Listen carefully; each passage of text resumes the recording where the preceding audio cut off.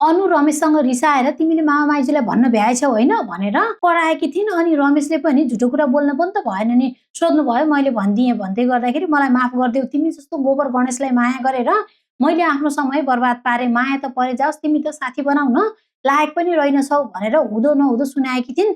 त्यसपछि त रमेशले सबै कुरामा तपाईँको मात्रै जिद्दी चल्छ, तपाईँले मलाई साथी बनाउन चाहनुभयो, मैले पनि तपाईँसँग साथी बने, तर तपाईँले मलाई माया गर्छु भन्दा मैले माया गर्दिनँ भनिसकेपछि अब म नराम्रो लाग्न थालेँ। तपाईँको चाहना चाहिँ चाहना अनि मेरो चाहना चाहिँ केही पनि होइन भनेर रमेशले पनि अनुलाई जवाफ दिए। तर अनुले भने मामा माइजूलाई किन भनेको त, मैले त तिमीलाई साँचो माया गरेको थिएँ नि त भन्ने खाले उनले कुरा गरेकी छन्। तर रमेशले भने घनश्यामबा र केशरी आमासँग मैले केही पनि कुरा लुकाइनँ भनेर उनले पनि अब सिधा सिधै तरिकाले भनेका हुन् नि त। त्यति भनिसकेर मलाई मेरो जिन्दगीको निर्णय लिने कुनै पनि अधिकार छैन भनेर रमेश रिसाएर ठिकै छ, तपाईँले भन्नुभएको एकदमै ठिक हो, म कसैको साथी बन्नको पनि लायक छैन भनेर रमेश त झन् उल्टै रिसाएका छन्। यहाँ त कुरा बन्ला भन्दा झन् झन् कुरा बिग्रिँदै गएको छ। एकातिर अनु रिसाउँदै जाने, अर्कोतिर रमेश रिसाउँदै जाने। खोइ यही तालले हो भने यिनीहरूको मिलन नहोला जस्तो छ। तर रमेश र अनु जुनसुकै हालतमा भए पनि एक हुनुपर्छ भन्ने चाहिँ को हुनुहुन्छ ल त फटाफट कमेन्ट गरी सिरियल सारांशलाई फलो गरिहाल्नुहोस् त।